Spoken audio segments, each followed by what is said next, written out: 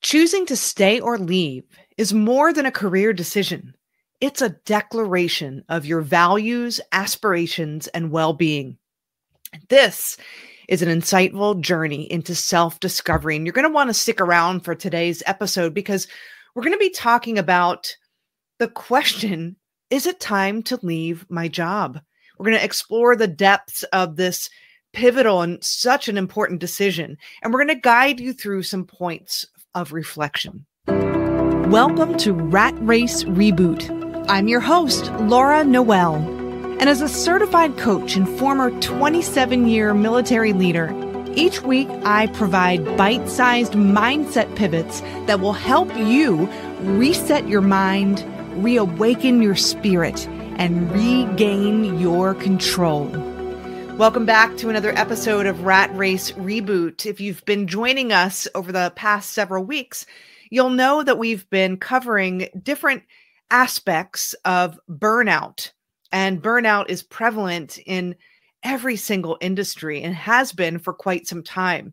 And if you remember, at the beginning of the pandemic, specifically from the years 2020 to 2023, there was a term that was labeled for a lot of people quitting their job. It was called the Great Resignation. And that was prevalent. And nearly 4.5 million people were quitting their jobs each and every month. And the contributing factors that led to that, the pandemic, it caused people to reevaluate their values and if they were in alignment or harmony. They were reevaluating their priorities, seeking better pay, better opportunities, better working conditions, more importantly, work-life balance, and even some remote work options. And so I've heard the term used from 2023 till now, the big stay. We've seen a decrease in the number of quits. However, according to Indeed's 2024 U.S. Jobs and Hiring Trends Report, quits are still happening at near historic highs compared to the pre-pandemic rates. But it does suggest a slowdown compared to the peak of the Great Resignation. So here it leaves us with the question: if we're in burnout, is it time to quit our job because of burnout? And that might very well be the answer. But before you call it quits, I have some questions for you to maybe think about and reflect on and consider before you make that decision. So, considering the following questions, I have a list of them here.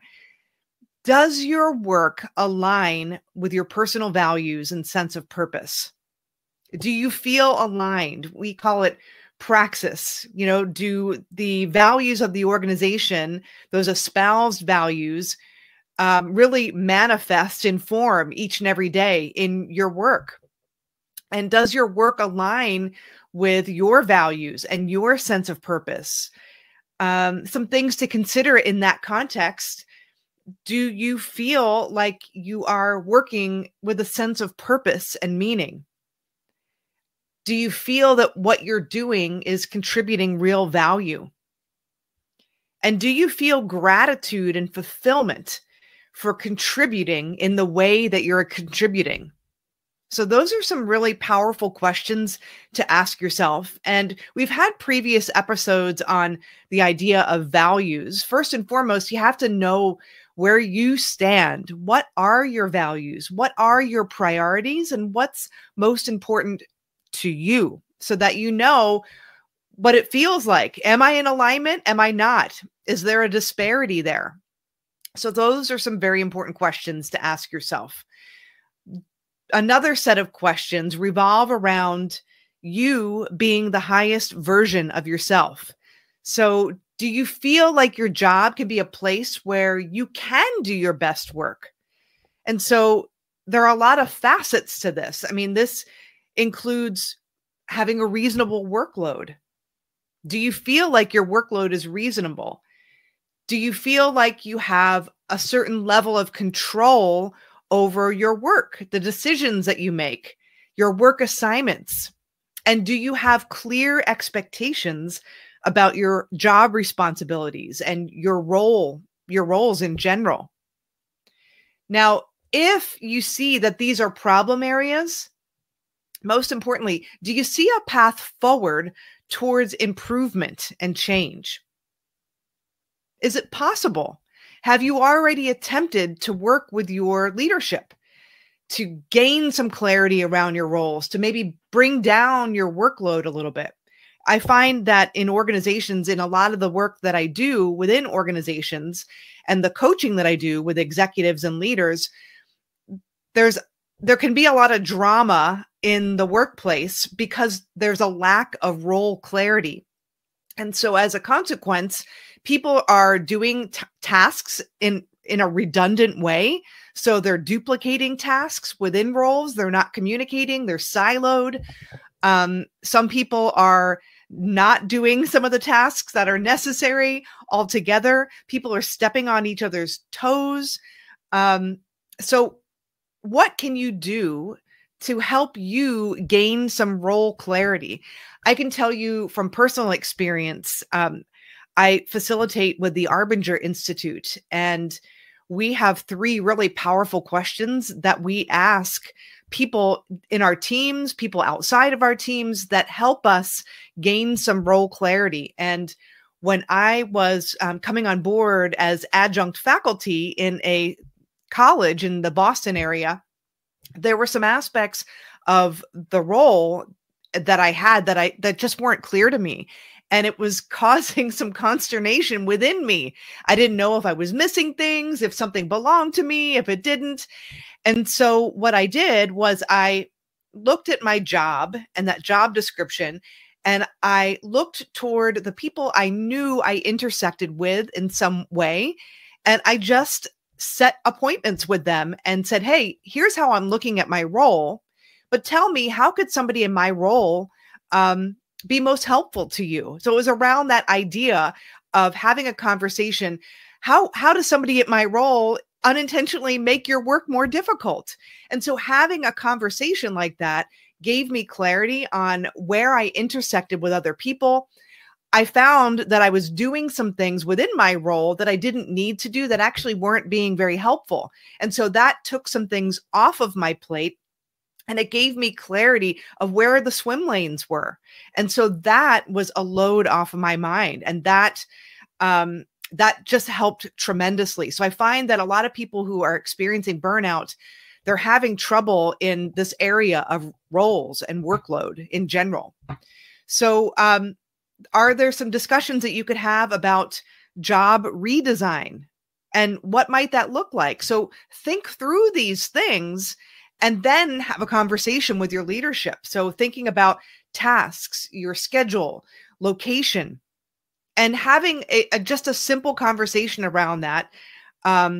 Here's a little thing that I wrote down. I jotted down a sample conversation that you could have with your boss or leadership. Like, hey, thanks for meeting with me. I can use some support around the prioritization of my work, so I know what to focus on and what to delegate and what I don't need to worry about. Am I spending the right amount of time on the right things? Are there things that I don't need to be worrying about? And if I don't have anyone to delegate to, I need you to help me prioritize this on what's most important and what can wait. So having that transparent conversation, just being really deliberate, it can only help. It can't hurt. So does your organization offer resources and support to help you work through burnout? So that's also another question if you're experiencing that. So you could have these conversations, but also consider some resources that might be at your fingertips within your work section or within your organization that can help you practice some mindfulness, really help you handle stressors a lot better in a much more effective way. Sometimes when we're really at a high level of stress and burnout, it's difficult for us to have these types of conversations in an effective way. So it's really important that we get some support around managing stress, how to have difficult conversations, and do it in a way such that we're seeing the humanity in the other person that's sitting across the table from us or that other team. We're really curious about their needs, challenges, and objectives. And when we see them, the humanity in them, understanding that they're not an obstacle in our way, a lot of times that can alleviate that pressure and that knee-jerk reaction that we might want to engage in when we're having conversations. And these will lead to much more effective conversations when we're trying to navigate any kind of role redesign. So another question that I think is really important, another aspect of burnout when you're considering, should I leave my job or should I stay? What can I do to navigate this or shift things to work in a much more effective and healthy way? Take a look at your organization, the leaders in your organization, the next level or the next levels up, right? What do you see in the people who are working at the next level or several levels above you? And ask yourself, is this what I want? What's the culture? Just be really honest with yourself. And if it's not what you want, do you see a way of creating something different, a different future for yourself or that caliber of leader that you would be stepping into? Could you be the catalyst for change? And that is a very real possibility. And then lastly, I would ask, what is burnout costing you? What's the cost of your burnout in terms of your health? And journal about this, really. What's it costing you in terms of your relationships, your personal relationships, your work relationships, your relationship with yourself? And if you're not sure because you're so in the midst of burnout, why don't you talk to a few people who are your trusted thought partners? People who are close to you, who know you really well. Ask them what they see in terms of the impact the burnout is having on you, your way of living, your health, your relationships. And, this is short and sweet. These questions, I want you to listen to this episode again and actually take time out to write down the answers to these questions, or take out a phone with a memo app and just kind of talk through these for yourself and play it back for yourself so you can hear the tone of your voice, what some of the answers are to these questions, maybe any new possibilities that come up for you as you're talking it out. But upon this reflection, if you don't see a path forward at your current place of employment, just know that your transformation has already begun. You're already, just by doing this, taking a step, charting a new course of action for your career and life. And this can be a stepping stone where you can find work, or your current work can align with your values and can align with your health and wellness and relationship goals. And I always say, getting clear on what you don't want can help you gain clarity on what you do want. And another nugget here that I know from personal experience is, in order for you to create something new, you have to let go of the old. And often we can stay stuck in a situation that's really painful for us and very stressful because, oddly enough, it's our comfort zone. It's what we know and it's what we've known. So it can be difficult. Your brain is going to play tricks on you when you try to do something different and go down a different path, because your comfort zone is being in the rat race. It's being in burnout. So you've got to be willing to let go of some things that you know are not in alignment with you so that you can open the space up for something new. And I talk about this quite a lot. It's scary. I very recently had a lovely contract with an organization, lovely, lovely people, and I would love to do something else with them in the future. But this particular contract, it wasn't energy giving, it was energy taking for me, because the tasks involved with that role are just not things that I like doing at all. And so it was scary to let go because that was a regular source of income and I liked the people and I didn't want to disappoint anyone. But I was losing sleep over some aspects of that role. And it was really taking its toll on my mental well-being.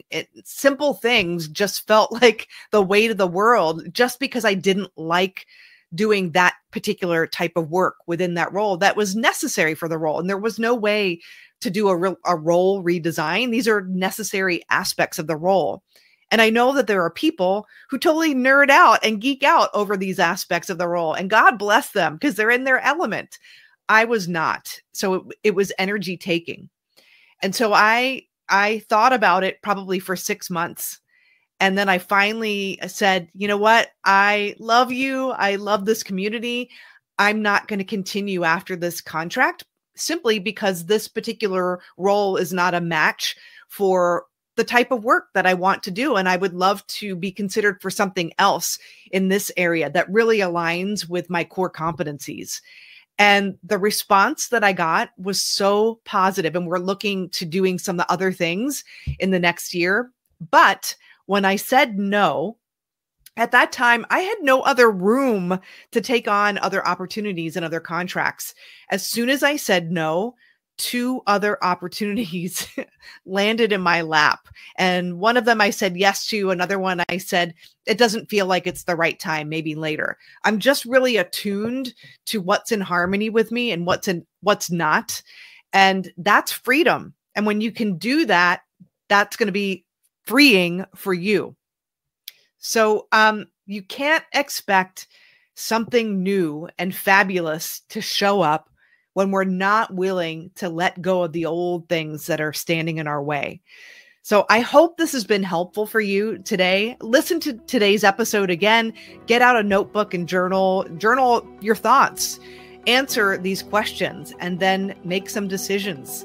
Take some action if there's room to redesign your work in a way that's in harmony with how you want to live your life and the way that you want to serve. But until then, remember, everything is created twice. First in your mind, in your imagination, and then in physical form. Thanks for tuning in, and we'll see you next week.